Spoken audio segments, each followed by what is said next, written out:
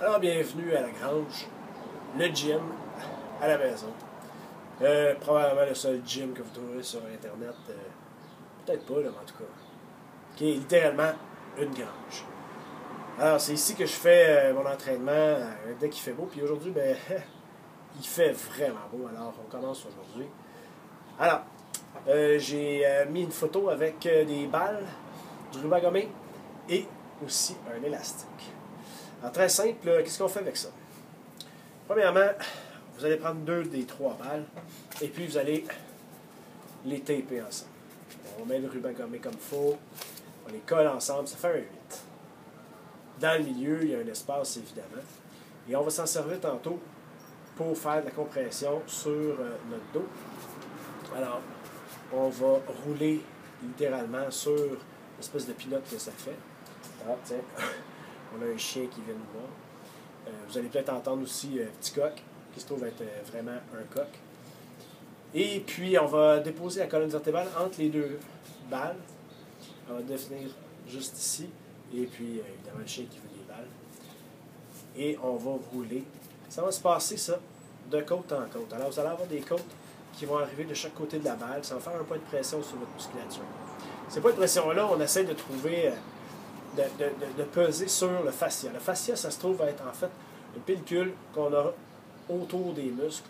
Et puis là, à ce moment-là, ça fait un genre de système de lubrification entre les tissus.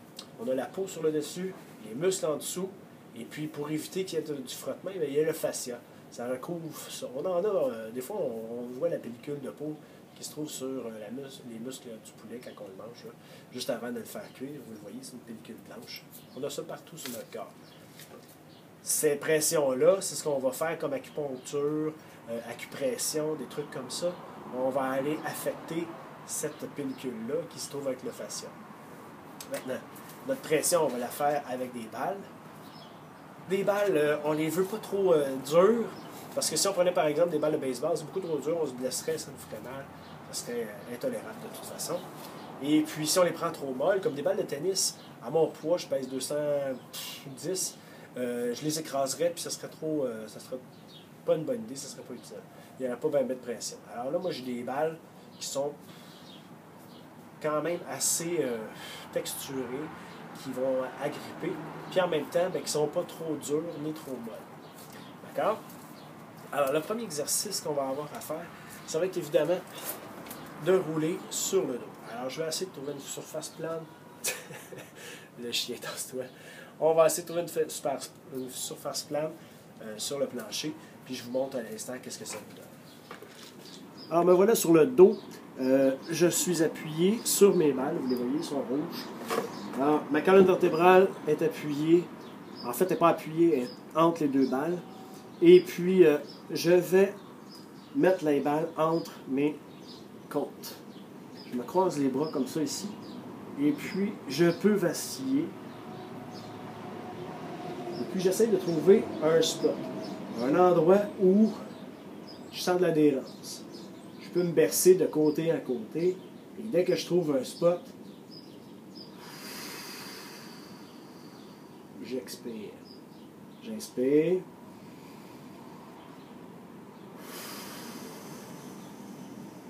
Ça va détendre la musculature. Puis, à un moment donné, pop, on ressent que ça relâche. Moi, ma pression, comme la plupart des gens, c'est entre les omoplates. Alors, je vais passer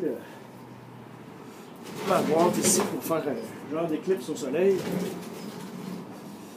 Alors, je remonte ici simplement. Et puis, je vais faire la même chose. Alors, je croise mes bras. J'essaye. Là, je suis à peu près entre mes omoplates, entre la pointe de mes omoplates au bas. Et puis, je sais. Je peux aller d'avant, arrière, côté. Je sens l'adhérence. Ah! Ça fait mal un peu. C'est correct. Si ça fait trop mal, arrêtez ça immédiatement. Là, je suis couché sur le dos. Si jamais vous avez énormément de tension, il n'y a rien qui vous empêche de faire ça contre le mur. Là, à ce moment-là, on ne peut pas appuyer autant.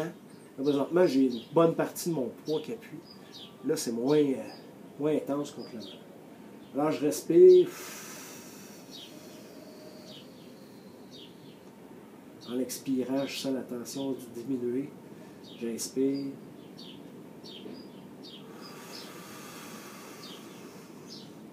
Dès que j'arrive au-dessus dans le milieu de mes omoplates, je peux allonger les bras vers le haut et là faire exactement la même chose. J'essaie d'un côté à l'autre et là je sens la tension diminuer. Là ici, j'essaie de garder ma tête au neutre. Si je ne sens pas vraiment de tension, je remonte en fait doucement. Et là ici, j'arrive presque à la portion cervicale et là il faut faire attention. On y va vraiment doucement, on essaie tout doucement. On inspire.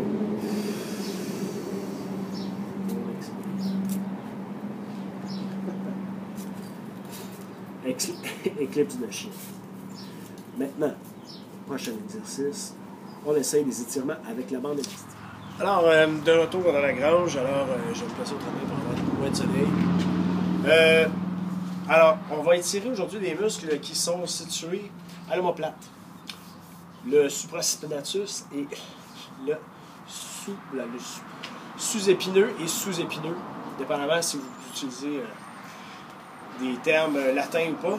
Alors, c'est utilisé à plusieurs choses. Entre autres, ça aide le deltoïde. Le deltoïde, c'est l'espèce de muscle triangulaire qui est comme ça. Ça nous aide premièrement à faire un mouvement d'abduction, donc écarter le bras.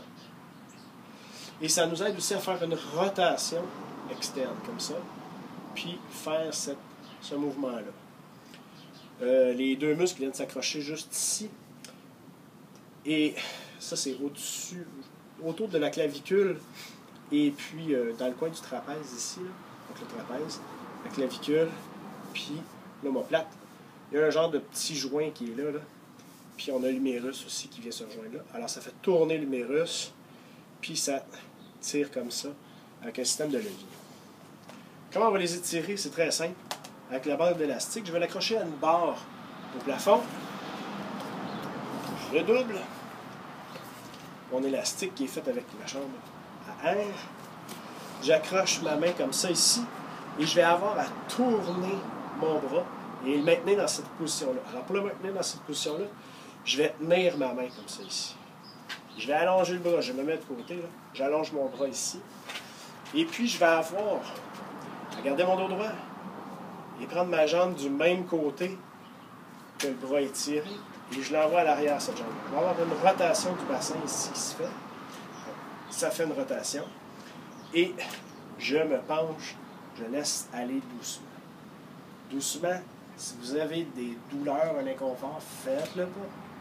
Et vous allez pencher la tête entre les bras, vers l'aisselle.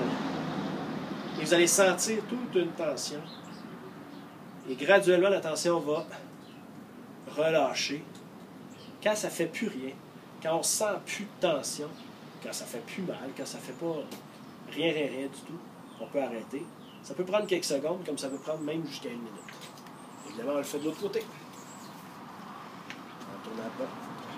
On maintient la main, position comme ça, et on s'étire. On se laisse aller vers l'arrière. Et vous allez sentir jusque dans les lattes, la thymus dorsi qui se trouve être un muscle. Le fameux V là, dans le dos, là, ce muscle-là, il est étiré à peine. Pour la peine. Alors on regarde la position. Quand on ne sent plus rien, encore une fois, on revient tout doucement.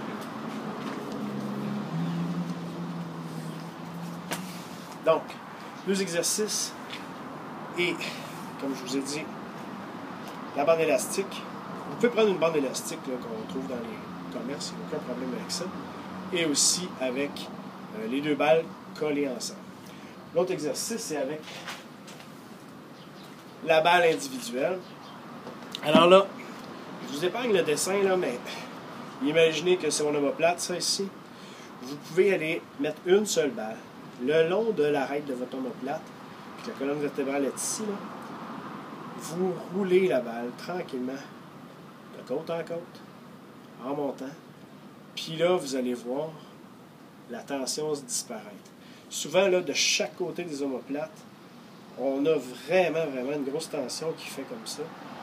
Et c'est ce qui fait que la balle est une merveille. On n'a pas besoin d'aller voir un massothérapeute, on n'a pas besoin d'aller voir un chiro, quelque chose comme ça. C'est quoi? Une pièce ou deux, dépendamment où vous allez. Et puis la bande élastique, ben, si vous avez une vieille chambre à air, ça ne coûte rien. Si vous n'en avez pas, Canadian Tire, disons, ou peu importe, vont vous en vendre pour 2 à 5 $, dépendamment de la qualité et ce que vous avez. Ça marche? Alors, bonne journée, bon essai. Et pratiquez-vous. Vous allez sentir vos épaules pas mal plus lousses. Ça va vous aider. Bonne journée. Un autre moyen de s'étirer avec notre courroie de caoutchouc, c'est évidemment d'étirer nos bras comme ça. Alors, en ayant la bande élastique dans les deux mains, on tire d'un côté et évidemment, ça tire sur l'autre bras. On peut y aller dans un sens comme dans l'autre. Moi, je ne suis pas très flexible de mes épaules. J'ai joué 18 ans au football, j'ai fait de la natation. Je me suis cassé la clavicule en jouant au rugby. Je peux vous dire que mes épaules sont vraiment maganées. Bursite, tendinite, toutes ces choses-là. Et puis, j'ai pas beaucoup de flexibilité dans cette région-là. Je suis un peu plus flexible ailleurs. Alors, très bon exercice. J'agrippe la sangle. Puis, je peux tirer de ce côté-ci. J'amène mon coude le long du corps. Puis, je tire. Ma main monte tranquillement. Je peux agripper comme ça. Je tire. Si je veux mettre un petit peu plus de résistance, je peux tirer vers le bas avec ma main arrière.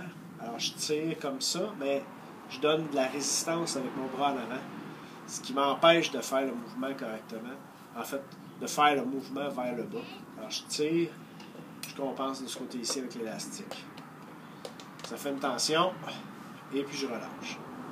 Même chose, je tire, je fais un relâchement.